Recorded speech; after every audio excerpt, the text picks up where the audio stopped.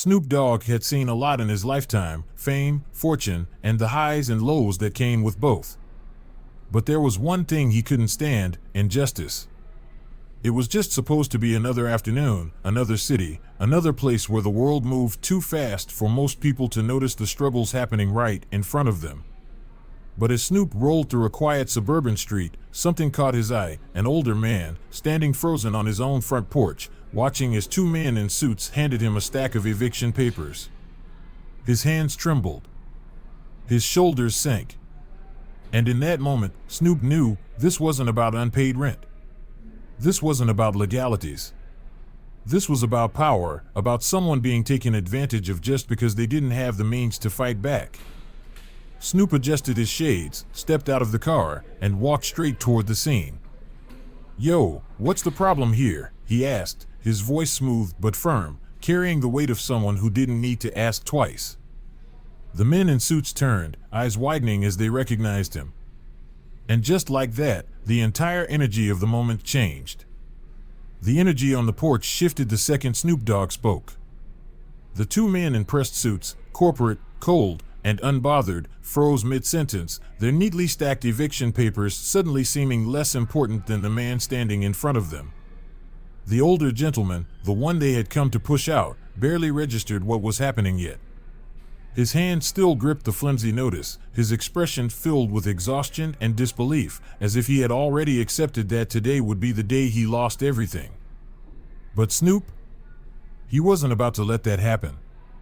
The taller man, the one who seemed to be in charge, adjusted his tie with the kind of casual confidence that only came from years of delivering bad news without ever having to suffer its consequences. The type of man who had spent his entire career walking into people's lives like a storm, dismantling their homes, their security, their very sense of stability, all while hiding behind the excuse of it's just business, never stopping long enough to see the wreckage left behind. He barely spared Snoop Dogg more than a glance at first, still too caught up in the script he had played out countless times before, still believing that no amount of outside interference would change the inevitable outcome of this eviction. "Sir, this is a private matter. We're just doing our job. This gentleman has received multiple warnings regarding his overdue payments, and unfortunately, today is the deadline for vacating the property," he said, his voice smooth but impersonal, each syllable practiced, each word designed to sound neutral, as if stripping a man of his home was no different than sending out a routine bill. The shorter man beside him, the one holding the clipboard with all the details of the eviction, nodded along like a trained assistant, flipping through paperwork without even looking at the older man on the porch, his attention fixed on numbers, deadlines, and contracts, because to them, this wasn't about a person, it was about a transaction, and in their world, transactions weren't supposed to have feelings. Snoop Dogg, standing just a few feet away, took in the scene without rushing, without speaking, without immediately letting them know that this wasn't going to play out the way they thought. Instead, he let their words hang in the air for a moment, let the weight of what they were saying settle over the space, let the older man's reaction, his hunched shoulders, his fingers tightening around the papers in his hands, the way his lips parted slightly as if he wanted to protest but no longer had the strength, fill in the gaps that their corporate language refused to acknowledge. Then, finally, Snoop tilted his head slightly, adjusting his shades as he let out a slow exhale, the kind that made it clear he wasn't just passing through, wasn't just here to watch a man lose his home without saying something about it. "Aight, so let me get this straight," he said, his voice smooth but carrying an unmistakable weight, the kind of tone that forced people to listen whether they wanted to or not. "This man, who's lived here for how long?" The older man swallowed hard before answering, his voice barely above a whisper. 25 years. And there it was. 25 years. Not 25 months. Not 25 weeks. 25 years. A quarter of a century in the same house, walking through the same front door, sleeping under the same roof, watching the seasons change from the same window, building a life in a place that was supposed to be his forever, only to wake up one day and be told that none of it mattered, that a number on a piece of paper carried more weight than all the years he had spent making this house a home. Snoop repeated the number, slow, deliberate, dragging out each syllable as he let it settle over them like an undeniable fact, and in that instant, the men in suits, so sure of themselves just moments ago, shifted ever so slightly, their postures no longer as rigid, their certainty no longer as ironclad, because now, for the first time, they had been forced to acknowledge the person behind the paperwork, forced to see the life they were uprooting not as just another name on a file, but as a man. With history, with roots, with something worth fighting for. The shorter of the two, the one with the clipboard, let out a sigh, flipping a page as if that would somehow move the conversation forward, as if they could skip past this moment of hesitation and get back to business. "Look, Mr. Dogg." Snoop held up a hand, cutting him off before he could get too comfortable. "Snoop," he corrected, his tone light but firm, a small reminder that he wasn't just another name to be addressed formally, that this wasn't a conversation they could control with corporate politeness. The man hesitated for a fraction of a second before adjusting. "Mr. Snoop," he tried again, his voice slightly tighter now, his confidence flickering but not yet extinguished. "I understand this seems unfair, but this isn't about respect. It's about contracts, overdue payments, and legal obligations. There's nothing personal here." And that was their biggest mistake. Because the moment you tell someone it's not personal is the exact moment they know that it is. Snoop let out a short, quiet chuckle, the kind that wasn't amused so much as it was knowing, the kind of laugh that let them know he had heard this speech before, had seen men like them pull this exact same move 1,000 times, had watched them pretend that their actions were just a byproduct of paperwork when, in reality, they were just another version of the same story that had played out too many times before, people with money deciding the fate of those without it. "See, that's the thing," Snoop said, tilting his head slightly as he took another step forward, closing the space between them just enough to make them feel it. "It might not be personal to you, but to him? To me? This is as personal as it gets." The taller suit cleared his throat, his tie suddenly feeling too tight around his neck, while the shorter one flipped through his paperwork again, as if somewhere in those neatly printed pages, there was an answer that would let them regain control of the moment.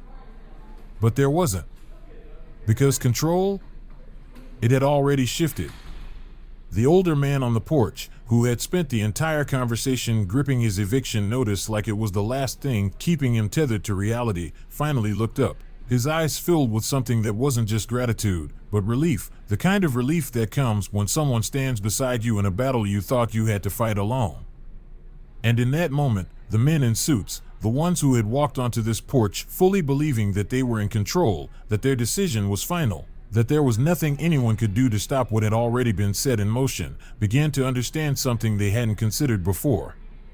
They weren't the ones calling the shots anymore. Because this wasn't just another eviction. This was a fight. And Snoop Dogg? He had just made it his fight. The taller man, still gripping onto the last shreds of authority he thought he had, squared his shoulders and straightened his tie in an attempt to regain the control he felt slipping away, his eyes flicking between Snoop and the older man as if recalculating his approach would somehow change the inevitable outcome of this conversation. He had been in situations like this before, tenants begging for time they didn't have, neighbors stepping in with angry words but empty wallets, resistance that ultimately led to nothing but delays in the process. But what he hadn't faced before was this. He hadn't faced a man like Snoop Dogg, who didn't need to raise his voice, didn't need to argue, didn't need to threaten, because the weight of his presence alone was enough to shift the balance of power without a single unnecessary word. "I'm sorry, but this decision has already been made," the taller suit said, his voice measured but betraying the slightest waver, as if he wasn't just speaking to Snoop but trying to convince himself that this situation was still within his control. "If he cannot pay the outstanding balance today, we have no choice but to proceed with the eviction." It was the same script, the same empty professionalism, the same robotic justification that had allowed men like him to evict hundreds of families without ever looking them in the eyes long enough to see the damage they were causing. But this time, the script wasn't going to work. Snoop didn't answer right away, didn't react the way the suits expected, didn't argue or push back or give them the satisfaction of thinking that they were still running the show. Instead, he tilted his head slightly, letting the words hang in the air, letting the weight of their meaning settle over everyone on that porch like an unavoidable storm cloud that had been building for far too long. He had seen this play out before, not just here, not just now, but in cities across the country, and communities that were being stripped apart by the very people who claimed they were just doing their job. It wasn't about missed payments. It wasn't about contracts. It wasn't about legal obligations. It was about who had the money and who didn't. It was about who had the power to change the rules and who was always forced to play by them. It was about the way they could stand here in broad daylight and pretend that stealing a man's home was just business. And Snoop? He wasn't having it. The shorter suit, still holding his clipboard like it was some kind of shield, shifted uncomfortably, flipping through pages that he didn't actually need to check, his fingers gripping the edges as if the printed words would somehow give him the authority back that Snoop had already stripped away from them. And then, right when the tension had stretched so thick that even the older man had stopped breathing for a second, Snoop chuckled. Not a full laugh. Not a reaction of amusement. Just a low, slow, knowing chuckle. The kind of sound that told everyone there that he had just made up his mind. The kind of sound that let the suits know they had just lost control of this conversation in a way they weren't prepared for. Snoop took his time, reaching into his pocket, pulling out his phone with the same casual ease as if he were checking his messages or replying to a text, as if what was happening in front of him wasn't a problem, but a situation that was already solved. So you saying if the bill gets handled right now, we don't got no problem? The older man turned to him so quickly it was like he'd been jolted by electricity, his hands gripping the eviction notice tighter, his eyes filled with something between shock and protest. Wait, son, no, I can't let you. Snoop put a hand up, palm out, stopping the words before they could turn into a full sentence, his focus still locked onto the suits in front of him. They hesitated. Because for the first time since they walked onto that porch, they weren't the ones making the demands. Now, they were the ones being asked a question. The taller suit, still desperate to hold onto some kind of control, cleared his throat and straightened his papers as if they would give him authority back. If the balance is paid in full today, there would be no further issue, he confirmed, speaking slowly, as if he still believed that this would be the roadblock that would keep them in control. The shorter suit, glancing down at his clipboard, nodded and flipped to the last page, clearing his throat before he read the amount aloud. With penalties and legal fees, $42,000. And there it was. The number. The unmovable mountain. The thing that was supposed to end the conversation, because people in this situation never had that kind of money. But Snoop? He wasn't people in this situation. Snoop didn't blink. Didn't react. Didn't ask them to lower the fees or negotiate a better deal. He just nodded like he was confirming the time of day. Cool. I'll wire it now. The suits didn't move. Didn't speak. Didn't even breathe. Because this wasn't how it was supposed to go. They were used to fights, to arguments, to last-minute pleads for extensions. They were used to desperate tenants trying to pull together scraps of money they didn't have, to long battles in courtrooms, to legal victories that felt like routine. But they weren't used to this. They weren't used to a man like Snoop treating their impossible number like it was just another transaction. The older man, still too proud to accept what was happening, shook his head, his voice cracking slightly. Son, I can't let you do that. Snoop turned to him for the first time, lowering his shades, letting his eyes meet the man's directly. Listen, OG, he said, his voice softer now, but just as firm. I ain't doing this for charity. I'm doing it 'cause real ones look out for real ones. You been in this house for 25 years. That means this ain't just a house, it's home. And ain't nobody taking your home on my watch. And just like that, the older man stopped protesting. Because this wasn't just money. This was respect. It took less than a minute for the transaction to go through, less than 60 seconds for the problem they had created to be solved in a way they had never expected. When the notification dinged on their system, the taller suit looked down at his phone, then back up at Snoop, his mouth opening slightly before shutting again. There was nothing left to say, because it was done. Snoop put his shades back on, tucked his phone in his pocket, and exhaled slowly. "Y'all can go now." And just like that, they did. As the suits walked away in silence, the older man stood on his porch, looking at the home he thought he had lost. "I don't know how to thank you, son," he finally whispered. Snoop just smiled. "You just did." And with that, he walked away, because for him, this was just another day of keeping it real. The energy in the air shifted the moment the confirmation came through, the dull chime of a successful transaction cutting through the thick silence that had settled over the porch like a final bell in a boxing match, signaling the moment when there were no rounds left to fight, no strategies left to deploy, no moves left to play. The taller suit, who had walked onto this porch fully convinced that he was in control, that he had all the power, that his legal authority was the only thing that mattered, now stood frozen in place, staring at the notification on his phone as if somehow, someway, the numbers would change, as if there had to be something in the system that would undo what had just happened, because men like him, men who worked in the business of taking, of forcing, of winning at the expense of others, had never been stopped this easily before. And yet, here they were. The money was there. The debt was cleared. And just like that, they had nothing left to say. The shorter man, the one who had been flipping through paperwork with the kind of routine detachment that came with years of treating people like statistics instead of human beings, hesitated, gripping his clipboard like it was the last piece of structure he had left in a situation that had completely unraveled before his eyes. He opened his mouth once, then twice, as if trying to find some legal loophole, some technicality, some excuse to regain even a fraction of the power they had lost, but all that came out was a quiet breath, barely audible over the weight of his own insignificance in that moment. Because they hadn't just lost control of the eviction. They had lost control of everything. And the worst part? They had to leave knowing that they weren't just walking away from a house they couldn't take anymore, but from a moment they would never live down. The moment when Snoop Dogg walked into their world and rewrote the ending of a story that had already been decided. Snoop, standing effortlessly composed, adjusting his shades as if nothing about this entire exchange had rattled him in the slightest, let the silence stretch just long enough to let them feel it, to let them sit in the weight of their own powerlessness, before finally speaking, his tone smooth, calm, but absolute in a way that left no room for argument. "Y'all can go now." He didn't raise his voice. Didn't add any threats. Didn't need to. Because the finality in those 4 words said everything that needed to be said, reminded them that this wasn't their moment anymore, it was his.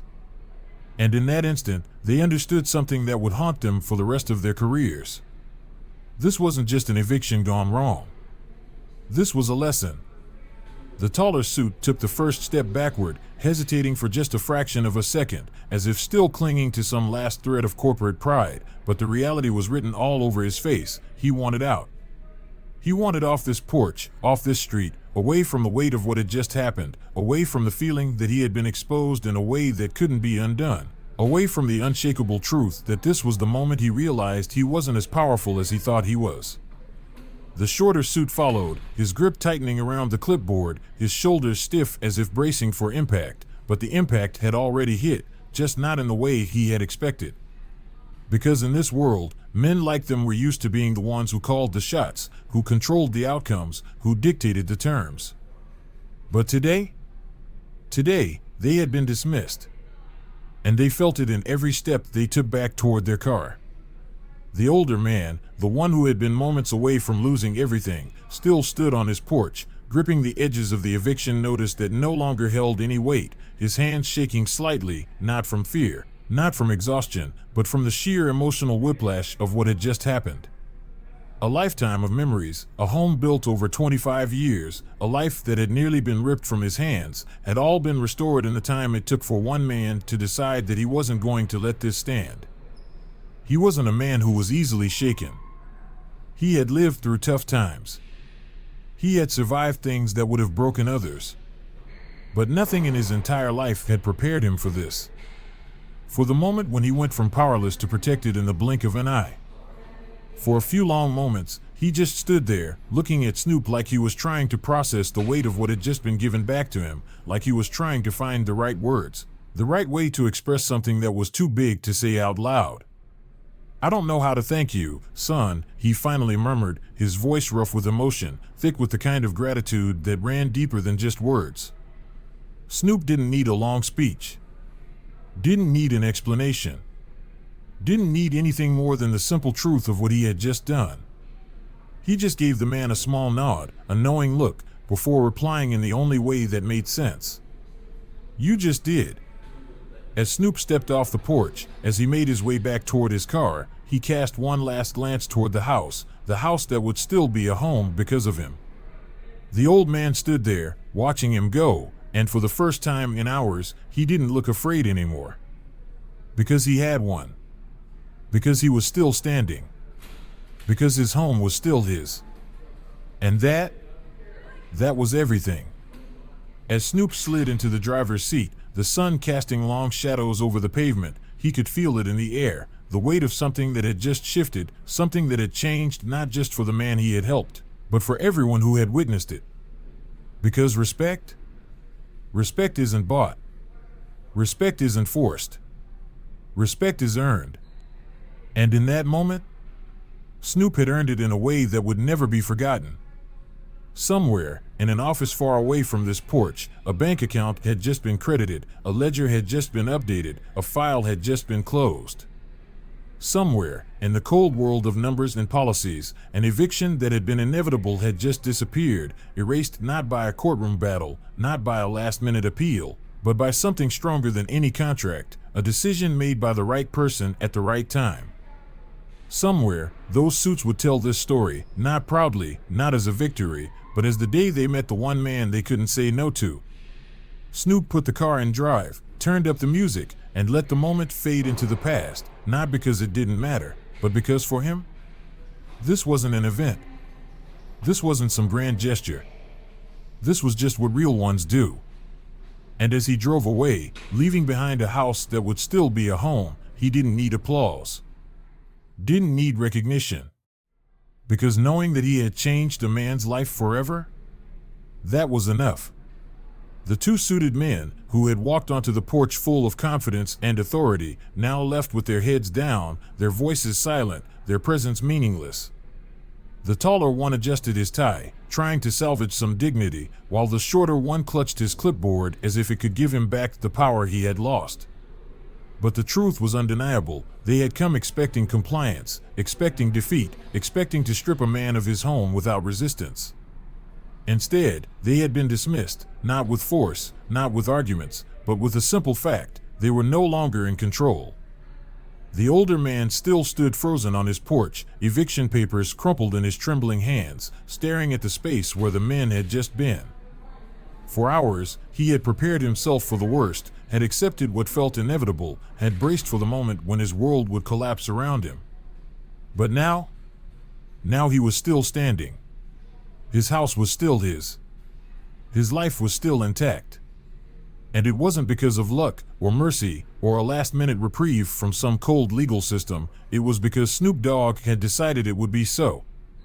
The old man turned to Snoop, his eyes glassy with gratitude, his throat tight with emotion, trying to find words big enough to express what this meant.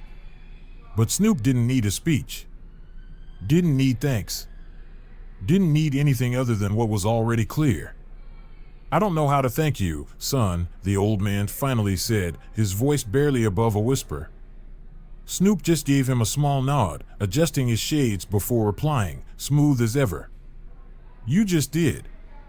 And with that, he turned and walked away, because for him, this wasn't charity, it was just what real ones do. As Snoop slid into his car and drove off, the city around him kept moving, unaware that history had just been rewritten on that little porch, unaware that a man's entire world had been put back together because one person refused to let injustice win. Somewhere, the suits would lick their wounds, and somewhere, an untouched file would sit in an office, no longer relevant. But for the man standing in his doorway, for the neighborhood that had watched it all unfold, for the people who would tell this story over and over again, This was a moment that would never be forgotten. Because money can buy houses, but respect? Respect is earned.